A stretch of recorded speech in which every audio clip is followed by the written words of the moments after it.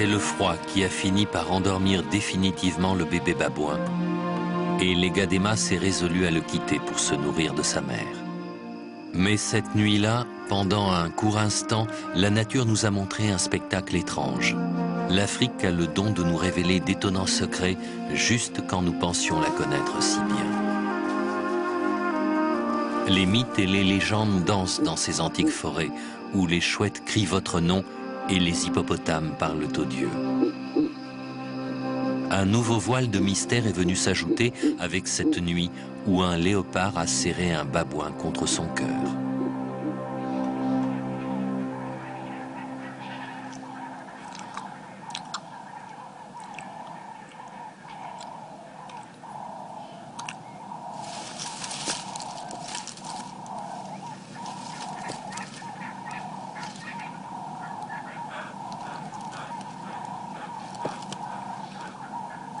Quand la mère de l'Egadema est revenue de sa partie de chasse, sa fille avait une surprise pour elle. En sentant l'odeur du sang, la reine a su que les babouins étaient passés par là.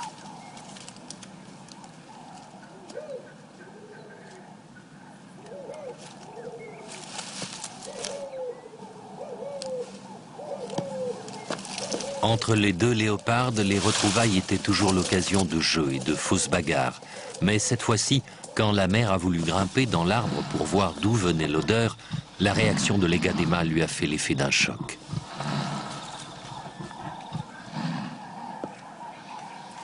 La petite l'a attaqué par surprise et violemment. La mère a reculé sans doute parce qu'elle a senti que c'était un tournant dans leur relation et que l'Egadema avait le droit de défendre son butin.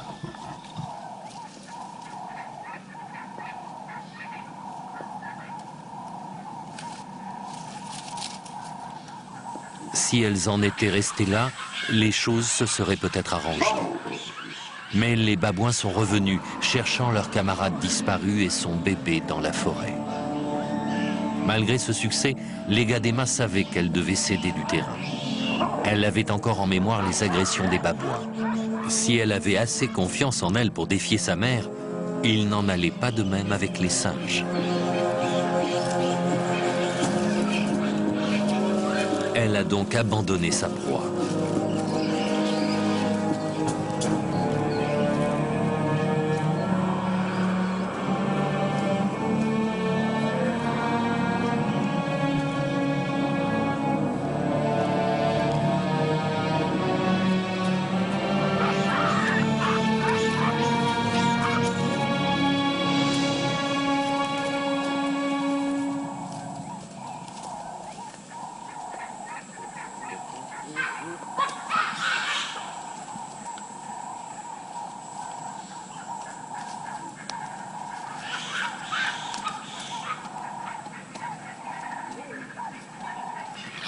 Immédiatement, sa mère a su quoi faire.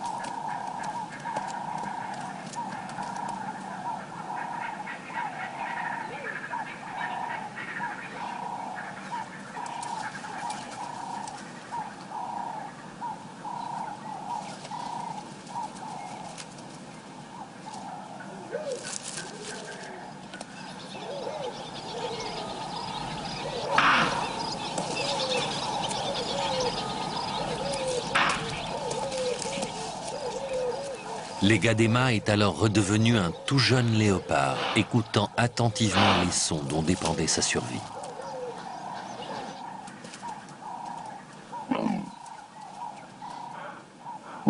D'adulte agressive et revendicatrice, elle est redevenue un petit soumis à l'autorité maternelle. C'était le seul moyen pour éviter d'être rejetée et abandonnée. Elle sentait l'odeur de l'impala sur l'arène et savait qu'il y avait de la chair fraîche au menu. La relation entre une femelle et son petit est parfois changeante, notamment pendant les périodes de transition. Surtout quand la mère se sent encore responsable de la survie de son bébé, mais qu'elle est de plus en plus tiraillée par le désir de redevenir un félin solitaire. C'est l'Egadema elle-même qui avait ouvert ce nouveau chapitre, mais elle semblait réticente à quitter la protection maternelle. Il ne manquait plus qu'un déclic. Encore cette odeur. Les léopards ont la capacité de localiser précisément une source olfactive aussi appétissante que celle du sang frais ou de la viande faisandée. Reprenant son rôle de jeune léopard qui attend sa pitance de sa mère, l'Egadema n'a pas attendu d'être conviée à manger. Elle était loin de se douter que les règles du jeu n'étaient plus les mêmes. Et c'est elle qui avait changé la donne. Les piques-assiettes habituelles étaient là, comme toujours, attirés et excités par le sang, prêts à bondir pour voler leur repas.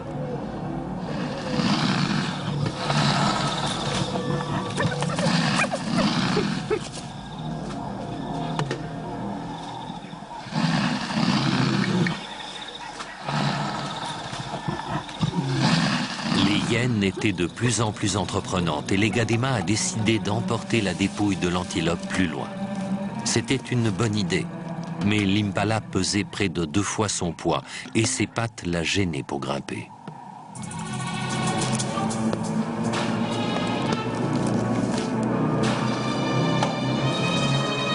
En s'aidant de ses griffes, elle a désespérément tenté de ne pas lâcher prise. C'était une erreur. C'était même la pire qu'un léopard puisse commettre quand des hyènes affamées guettaient le bruit familier de la carcasse qui tombe sur le sol.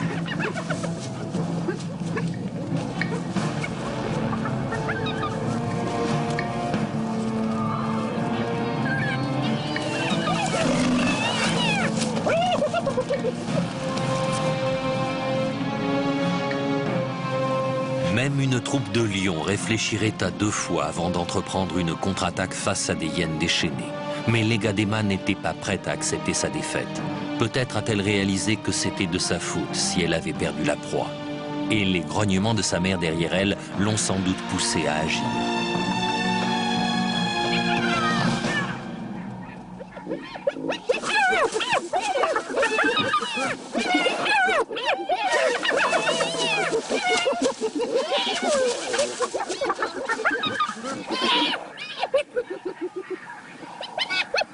Un chasseur solitaire doit savoir accepter l'échec et économiser ses forces pour la prochaine partie de chasse. Mais l'Egadema n'en avait pas encore conscience.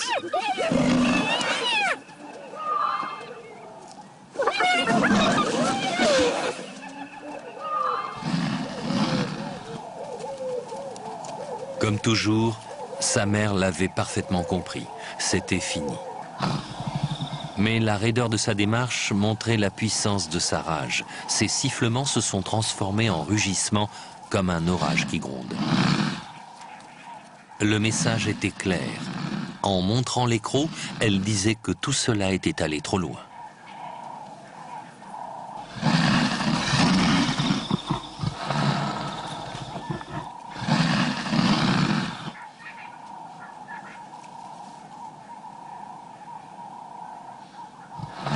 Puis sa fureur s'est reportée sur la cause de l'incident, l'Egadema, complètement déboussolée.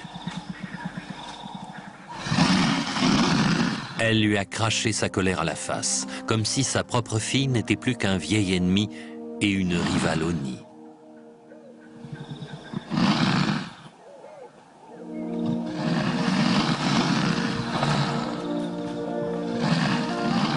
L'Egadema n'était plus une tueuse de babouins ou une combattante héroïque de hyènes. Elle était redevenue un bébé qui tentait désespérément d'amadouer sa mère par des postures de soumission.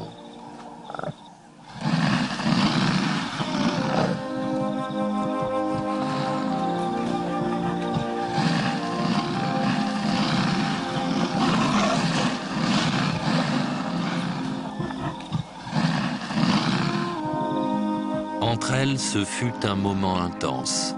Il y eut un glissement décisif qui a redéfini leur relation. Les Gadema ne seraient plus jamais le bébé de sa mère.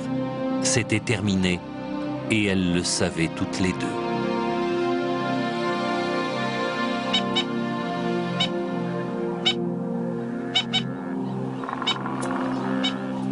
Dès cet instant, les Gadema s'est retrouvé condamné à une vie solitaire, celle que doit mener un léopard adulte, même si elle était encore trop jeune pour cela.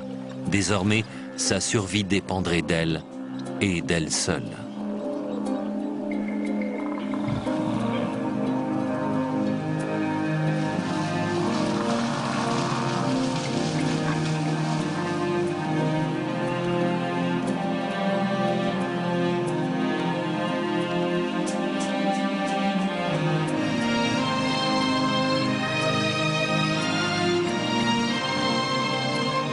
Voilà comment s'est achevée son enfance, et voilà où elle en est aujourd'hui.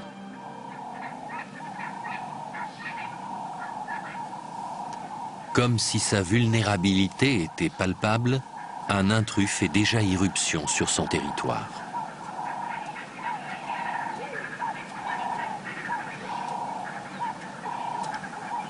Depuis des mois, elle sait qu'il rôde dans les parages.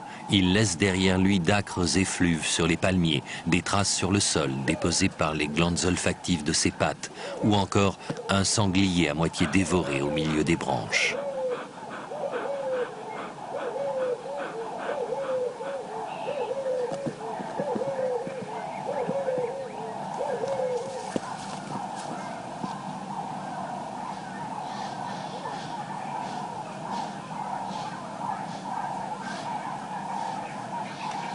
Les léopards savent se lever confortablement dans les courbes d'un arbre. Visiblement, ce jeune mâle déborde d'assurance.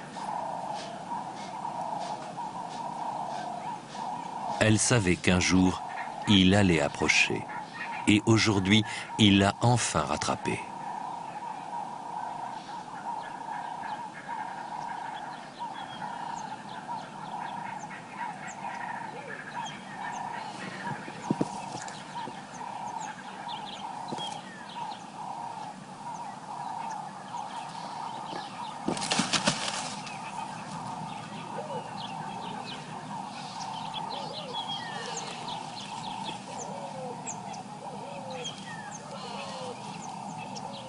Mais cette visite n'a rien d'une agression. En fait, il prend même le temps de se prélasser dans l'herbe. C'est un spectacle qui lui est destiné pour lui prouver sa confiance en lui.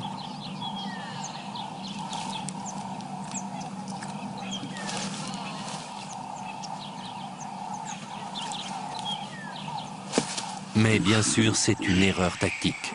En s'affichant ainsi à découvert, il a attiré l'attention de la troupe de babouins et de son chef amateur de viande fraîche. Cela fait des années que les singes peaufinent leur technique de harcèlement des léopards. Mais cette fois-ci, le mâle dominant ne provoque pas la même réaction que d'habitude. Ses menaces acrobatiques commencent à attirer le reste de son groupe. Il lance son cri de guerre. Tous contre le léopard. Les Gadema a déjà entendu ces appels terrifiants, mais ils étaient toujours dirigés contre elle. Et elle n'avait jamais vu un léopard réagir avec autant de dédain, aussi peu de crainte aux provocations de ses ennemis jurés. Grâce aux années passées à intimider les Gadema et sa mère, les singes sont devenus intrépides, du moins jusqu'à présent.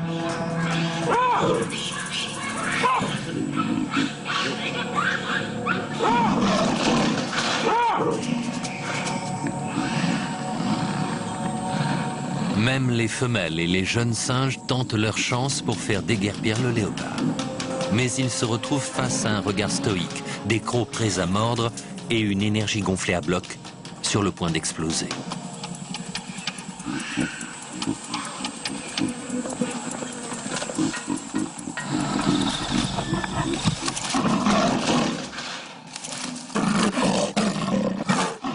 babouins sont désarçonnés par cette assurance.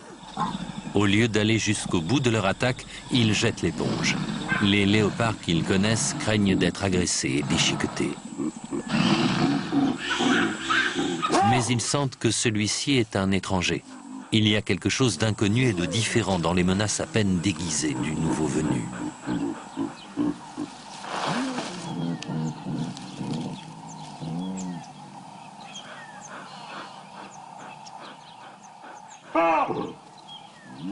Tandis que les babouins déposent les armes, Legadema vient voir tout cela de plus près, sans prendre la peine de se cacher. Il est temps de faire connaissance avec ce grand mâle au pelage sombre. Ces petits bruits sont une tentative de communication amicale. Elle se présente et tente de voir quelles sont les intentions de l'étranger.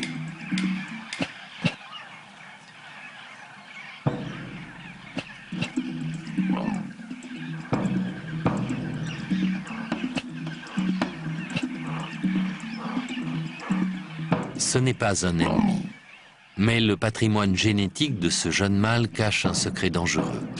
Il est le fils d'ébénier calciné, donc son demi-frère, et c'est la première fois qu'ils se voient.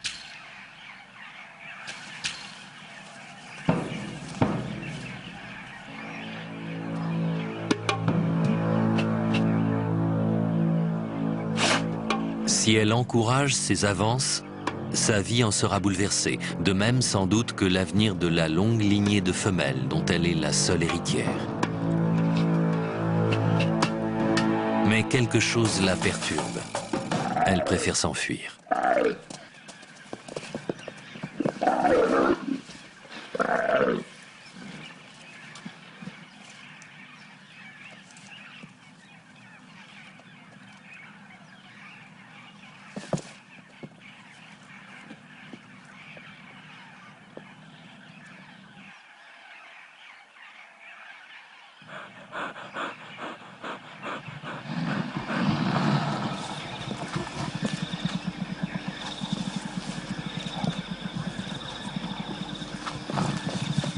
Le temps est son allié. À Mombo, les mâles peuvent se déplacer dans un rayon d'une 60aine de kilomètres, en traversant le territoire d'une 12aine de femelles. L'étendue de la zone géographique ainsi couverte est le meilleur rempart contre la consanguinité. Peut-être qu'au moment où elle sera prête à s'accoupler, son demi-frère sera loin, à la recherche d'autres conquêtes.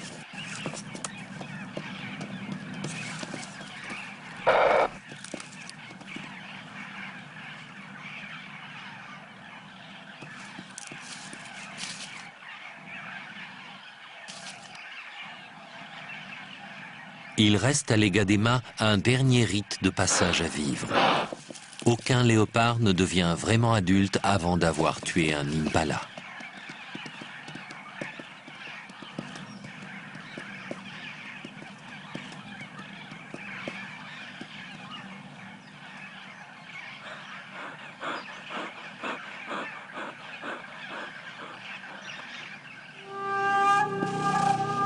Sa mère a toujours été une grande chasseuse et un bon professeur.